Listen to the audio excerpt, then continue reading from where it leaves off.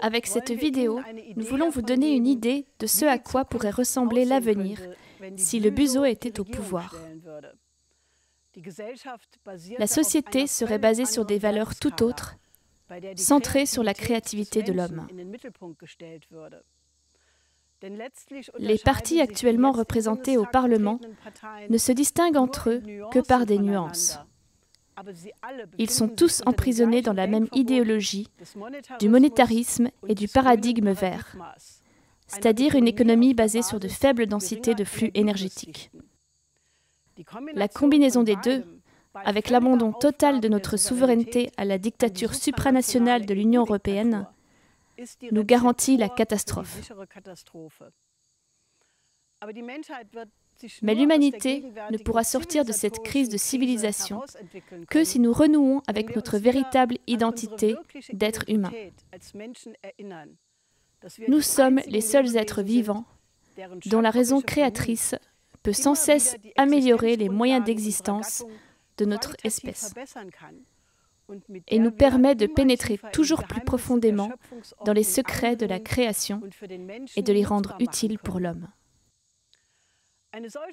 Cette vision de l'avenir que nous allons esquisser ici est tout à fait réalisable. Heureusement, certaines nations asiatiques pensent beaucoup plus dans cette direction que chez nous, où nous subissons le joug de la politique verte et monétariste de l'Union européenne. Mais sa réalisation, toutefois, nécessite des individus courageux qui ne sont pas les esclaves du Zeitgeist, mais ont su garder souverainement un esprit indépendant.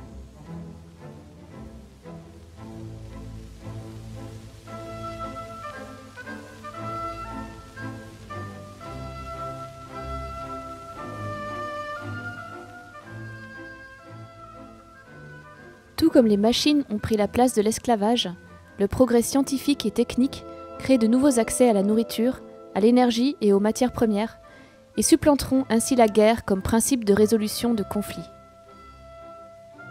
Contrairement à l'utilisation d'armes, ce progrès tient la clé de notre prestige et de notre richesse matérielle permanente, comme il n'aurait pas été possible dans la longue histoire pré-technologique de l'humanité.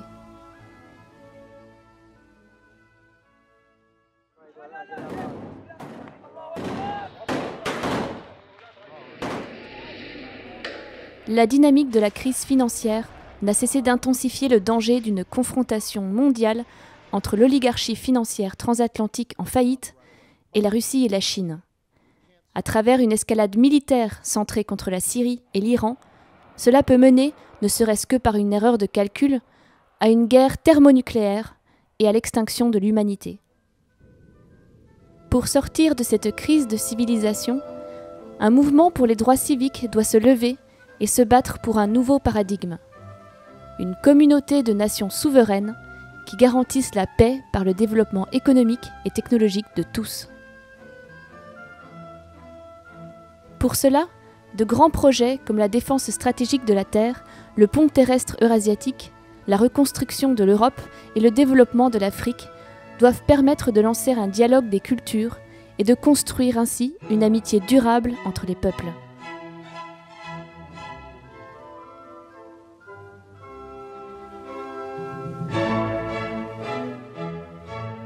L'humanité ne peut survivre que si elle se développe constamment en maîtrisant des densités de flux énergétiques de plus en plus élevées et en les rendant exploitables. Seul ce processus lui permet d'évoluer vers le haut. L'utilisation et le développement de l'énergie nucléaire comme principe physique est la force motrice indispensable pour se hisser vers la prochaine plateforme économique. Sur cette plateforme, l'étendue de nos possibilités seront définies par le niveau de la densité de flux énergétique dont la société disposera à ce moment-là. Ce niveau garantit le fonctionnement d'une société industrielle et scientifique complexe et pleinement développée et assure un accroissement sans obstacle de la population mondiale. L'orientation vers le nucléaire comme prochaine étape nécessaire pour accroître la densité de flux énergétique, cela signifie développer massivement les domaines de la fission, de la fusion et de la réaction matière-antimatière. C'est justement à cause de la crise actuelle qu'il est impératif d'accélérer ce bond en avant, afin d'atteindre une sécurité énergétique absolue. Comme le disait le grand philosophe Nicolas de Cuse au XVe siècle, l'homme seul a la capacité de déterminer avec certitude l'étape suivante de son développement, comme nous l'avons fait à maintes reprises dans l'histoire, par exemple en passant des combustibles fossiles à la machine à vapeur, puis au stade initial du nucléaire. Il est déjà prouvé scientifiquement que la fusion nucléaire fonctionne. Il reste seulement à l'exploiter à des fins pratiques. On ouvrira ainsi une source d'énergie inépuisable que l'on pourra ajuster à tout moment aux besoins de la population. Mais en plus, avec la fusion, nous serons en mesure de produire les matières premières artificiellement grâce aux torches à plasma et d'entrer ainsi dans l'économie isotopique. Elle nous permettra aussi, pour la première fois de l'histoire, de conquérir les étoiles, car grâce aux propulseurs ioniques à fusion, nous pourrons voyager dans le système solaire, ces vaisseaux spatiaux pouvant atteindre une accélération suffisamment rapide pour créer une gravité artificielle. D'autre part, suffisamment d'énergie sera disponible pour créer un champ magnétique artificiel autour du vaisseau spatial qui nous protégera des rayonnements dangereux. À ce moment-là, nous pourrons aussi rallier n'importe quel point de la Terre en 3 heures maximum, car les superstatoréacteurs Scramjets auront remplacé les avions ordinaires et même les fusées dans l'espace. Un scramjet n'est pas seulement plus rapide qu'un avion, mais sa technologie unique lui permet d'atteindre une altitude de 35 km en seulement 45 minutes. Pour, par exemple, faire décoller de là une navette sur son dos à destination d'une station spatiale, elle-même à mi-chemin de la Lune, ou même, plus tard, de Mars. Pour l'infrastructure de transport au quotidien, la technique de la lévitation magnétique, qui peut nous transporter partout dans le confort et la sécurité, est un progrès qui s'impose depuis longtemps.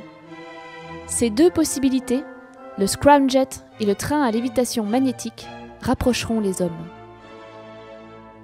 Alors, plus personne ne voudra commencer une guerre avec son voisin, car chacun aura reconnu que son propre intérêt est assuré au mieux en agissant dans l'intérêt de l'autre, et chacun aura devant les yeux les grands objectifs communs, en dehors de la Terre, qui ne pourront être atteints qu'en agissant ensemble.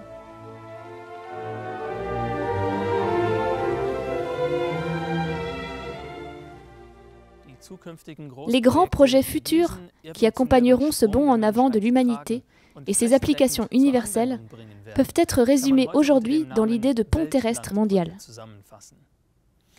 Parmi les éléments individuels de ce concept, il y a de grands projets régionaux qui seront mis en œuvre au niveau continental et engendreront de nombreux projets plus petits. Mais ils ont tous un dénominateur commun: permettre à l'homme d'accéder à la plateforme économique la plus élevée possible par l'application ciblée de densités de flux énergétiques supérieures et viser souverainement, à partir de là, la prochaine étape du développement. Ce projet impliquera en particulier l'ouverture totale de la masse terrestre eurasiatique à l'aide de corridors de développement étendant leur infrastructure sur 100 à 150 km de large. Ces corridors seront reliés entre eux par des voies à lévitation magnétique traversant cette masse terrestre et connectant ainsi les centres industriels et scientifiques les plus importants de l'Eurasie. Le continent africain pourra aussi être développé de la sorte, et grâce aux grands projets pour développer les ressources en eau, comme le Transaqua, le passage africain et le développement des shots en Algérie, se projeter dans le XXIe siècle. Le verdissement du désert que permettraient ces projets hydrauliques garantirait non seulement l'approvisionnement alimentaire en Afrique, mais aussi révolutionnerait notre compréhension des processus dynamiques de la biosphère, nous permettant de préparer les missions du futur, par exemple développer le potentiel de la terraformation. Tout ce projet doit être considéré comme un programme à marche forcée, qui nous montrera à quelle vitesse une zone désindustrialisée peut être hissée sur une nouvelle plateforme de développement en mettant à profit la forte densité de flux énergétiques de la fusion.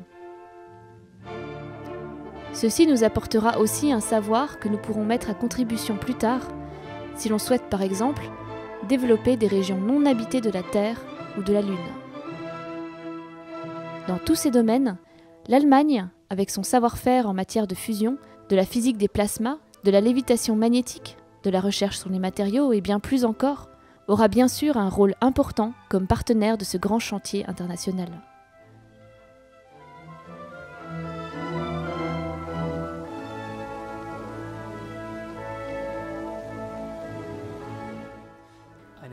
Une étroite coopération internationale entre scientifiques est aussi indispensable pour la défense de la Terre, dans les domaines de la météorologie cosmique, des précurseurs sismiques et de la défense contre les astéroïdes.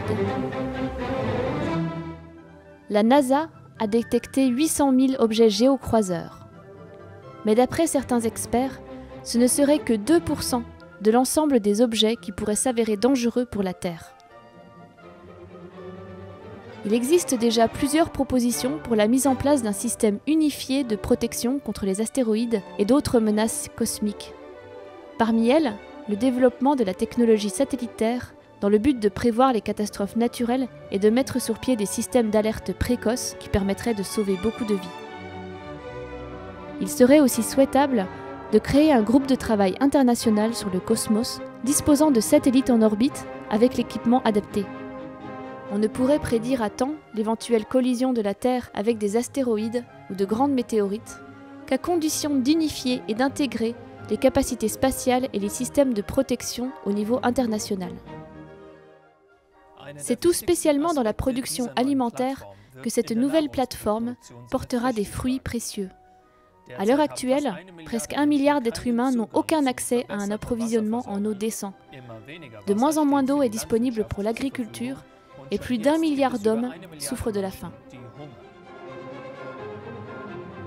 Les techniques agricoles et d'irrigation allemandes peuvent contribuer de manière décisive à développer de nouvelles surfaces agricoles productives au niveau mondial afin de combattre le manque de nourriture et de nourrir un nombre grandissant de gens. Dans ce contexte, il y a 2 principes que chacun devrait connaître. D'abord, les matières premières dites naturelles sont en réalité fabriquées par l'homme. Et deuxièmement, un État-nation digne de ce nom promeut l'ingéniosité, la productivité et l'amélioration des conditions de vie de sa population pour que, au final, nous puissions maîtriser toujours mieux les matières premières, même au-delà de notre planète, dans l'univers.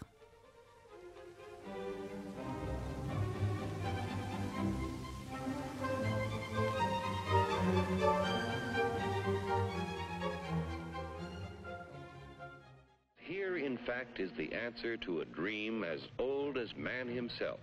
In the atom, a particle so infinitely small that it takes... Avec les sources d'énergie nucléaire, la famine et la pauvreté pourraient vite appartenir au passé. Dès les années 60 et 70, il existait des plans détaillés qui exposaient le potentiel de l'exploitation généralisée du nucléaire. À cette époque était née par exemple l'idée des nuplex, avant tout pour l'agriculture, permettant de produire de l'énergie bon marché avec des réacteurs nucléaires pour la production d'engrais artificiels, l'irrigation des champs et pour les branches afférentes, comme la fabrication de la machine agricole. Mais le nucléaire peut également servir dans bien d'autres domaines de la production.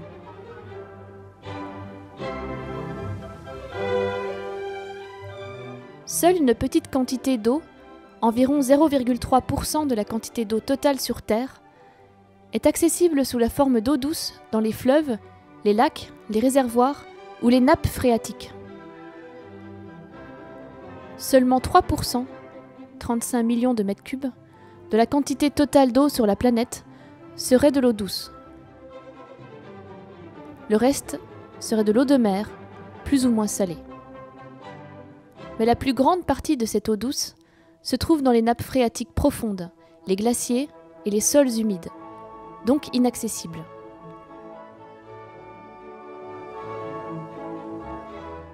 L'énergie nucléaire se prête parfaitement au dessalement de grandes quantités d'eau de mer, pour produire de l'eau potable ou irriguer les champs. À l'aide de l'osmose inverse et d'un puissant système de pompe, il serait possible de créer ainsi des fleuves artificiels aussi importants que le Rhin.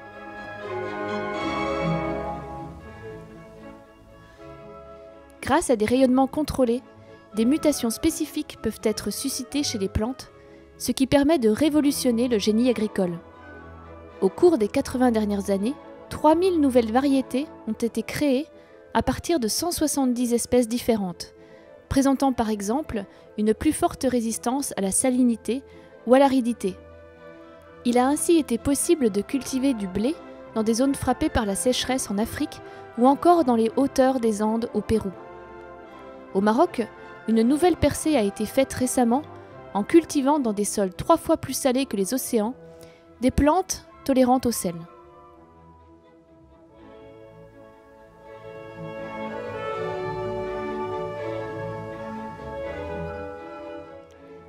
L'irradiation permet de conserver la nourriture et de tuer les germes efficacement. Dans les pays en voie de développement, c'est encore 25 à 30% de la nourriture produite qui est détruite par la pourriture, les insectes ou les rongeurs. Le traitement de la nourriture avec des rayons gamma, des électrons créés par machine, ou des rayons X, permettent de tuer les agents pathogènes, d'empêcher la formation de germes et d'allonger la durée de conservation, sans toutefois perdre les propriétés et la valeur nutritive des produits.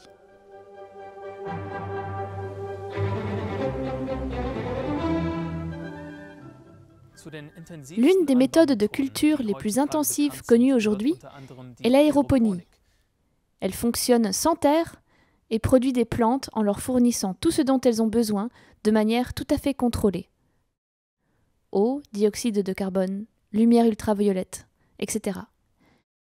Cette méthode de production serait très utile dans les régions arides ou encore lors des longues missions habitées dans l'espace, par exemple dans une station habitée permanente sur la Lune ou sur Mars. Un tel type de production serait aussi concevable pour des zones fortement peuplées, par exemple dans les tours construites à l'origine pour les banques.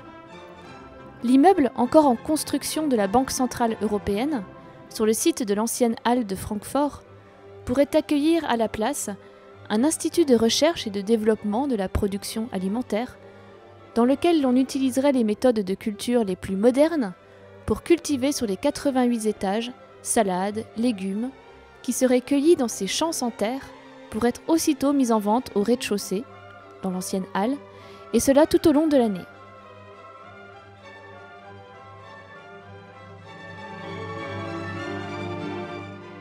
Avec le projet Sky Farm, qui repose sur cette technologie, les superficies agricoles actuelles, qui sont de 49 millions de kilomètres carrés, suffiraient à nourrir non pas 7 milliards, mais des centaines de milliards d'êtres humains.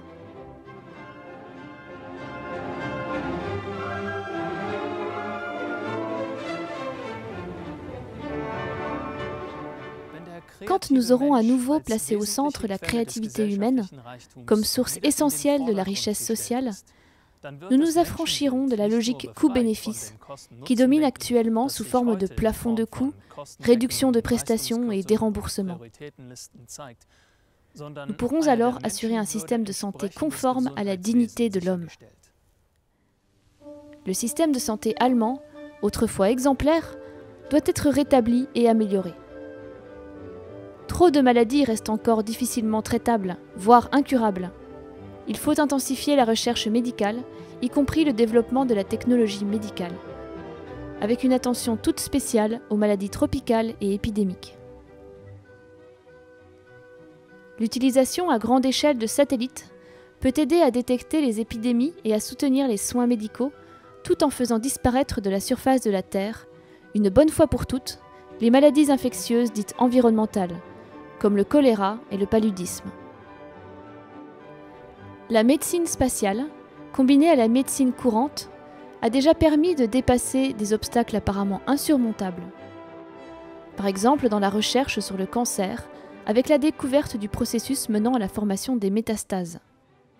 La médecine spatiale peut aussi contribuer à une révolution dans les techniques de traitement et de détection précoce des maladies et dans le développement de nouvelles thérapies et modes de guérison.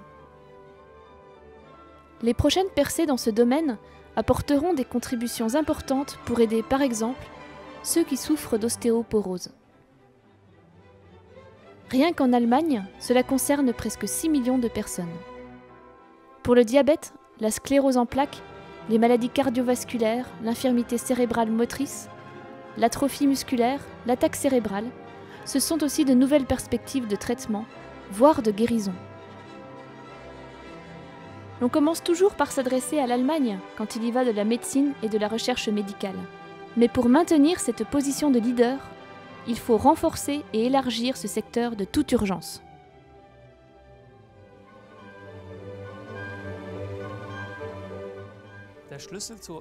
La clé pour surmonter la crise existentielle actuelle consiste à ouvrir à l'homme l'accès à sa propre créativité, à rallumer en lui l'étincelle divine qui amène au plein épanouissement de son potentiel humain. Il faut nourrir la faculté de l'esprit humain qui permet de faire de nouvelles découvertes scientifiques. C'est cette même faculté qui a fait éclore l'art classique. Et c'est elle qui permet de développer une idée musicale ou poétique suivant les critères de la composition classique. Quand l'homme découvre de nouveaux principes universels dans la science, ou quand un compositeur ou un poète crée suivant les règles de la composition classique, ou les développe de manière légitime, alors la créativité de l'esprit découvreur se trouve en concordance totale avec un univers physique créatif en autodéveloppement.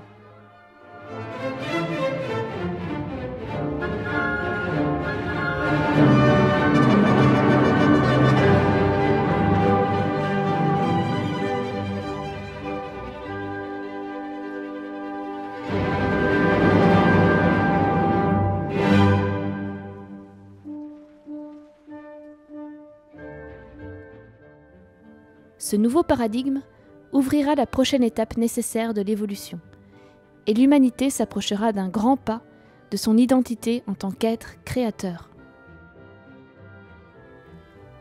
Nous avons besoin d'une renaissance culturelle qui rompe complètement avec les axiomes de l'esprit du temps, le Zeitgeist. Nicolas de Cuse le fit par rapport à celui du Moyen Âge, en posant les fondements de l'âge moderne. Et pourquoi ne pourrions-nous pas, grâce à cette éducation esthétique de l'homme, défendue par Friedrich Schiller, avancer sur la voie que le sage Solon proposait déjà à l'humanité, le progrès.